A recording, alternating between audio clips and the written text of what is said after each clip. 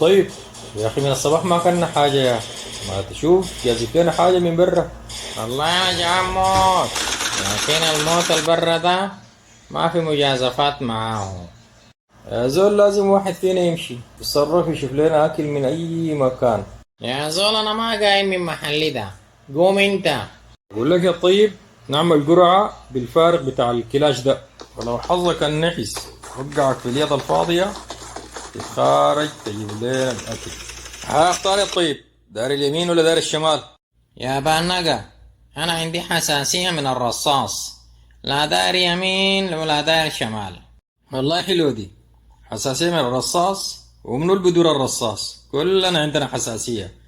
يا زول اختار ساكت وابقى ماري. اخترت يد الشمال دي. يا زول انت متأكد عايز دي ما عايز دي؟ يا زول نظرتك الشيطانية دي أصلا ما مرتاح لها، كده افتح يدك الشمال دي.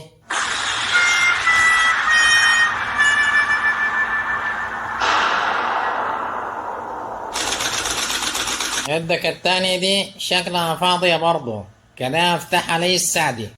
يعني انت ما عندك ثقة فيني ولا شنو يا طيب؟ هاي ما عندي صيغة نهاي فيك. يا زول يلا اتخارج، امشي دكان عطية، زول لا يكون فاتح اي وقت. مرحبا يا طيب، جابك حلتنا دي شنو؟ والله جابني الجوع، الجوع الواحد ده. طيب تعال داخل نعمل لك فولة ظابطة.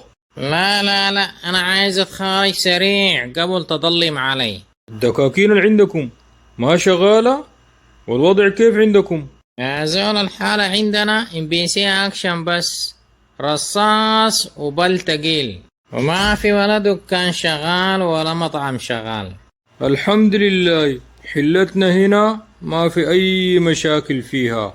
طيب عليك خلينا نتخارج سريع. عايز لي كيس بتاع دقيق، وعايز 5 كيلو بتاع السكر، وعايز لي جركانة بتاع الزيت، وكيلة بتاع بصل. طبعا الأسعار فيها زيادة شوية يا الطيب. انت طبعا عايز تستغل الأوضاع دي. اها، شوال الدقيق بكم؟ والدقيقة الصغير ب15. الكترابة يا زول مالك، قبال يومين ما كان ب10، ركبته 15 كيفين. يا زول الزيادة ما عندي أنا، من تجار الجملة جاتنا الزيادة.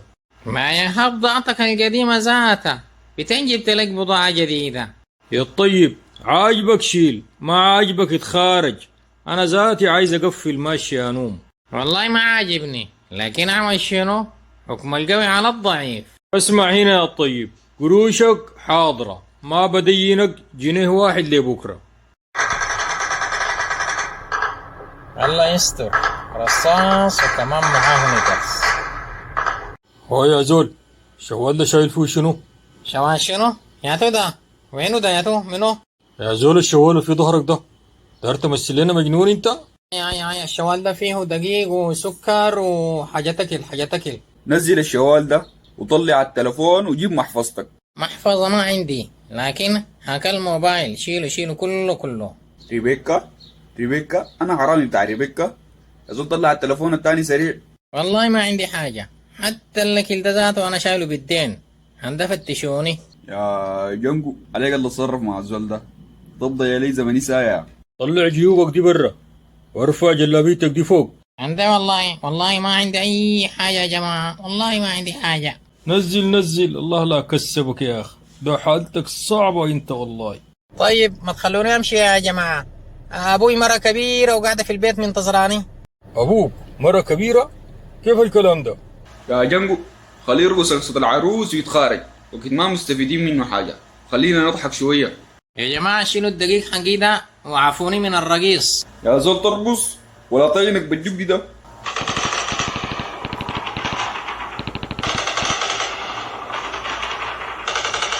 شنو يا ولد عمي؟ مالك ما فلك كده؟ النقرز الله لا كسبون، قال لي يا ترقص يا انا دقك. عفو؟ اوعى تكون رقصت اليوم كمان. كان رقصت لهم تحالي، ما شايفني مفلك كيف؟ اها، كيف الدبارة يا ولد عمي؟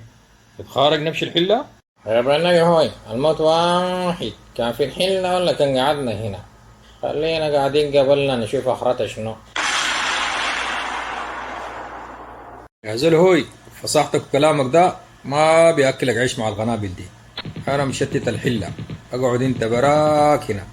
يعني يرضيك تخليني بحالتي دي وتشتت تخليني ابنق يا ولد عمي؟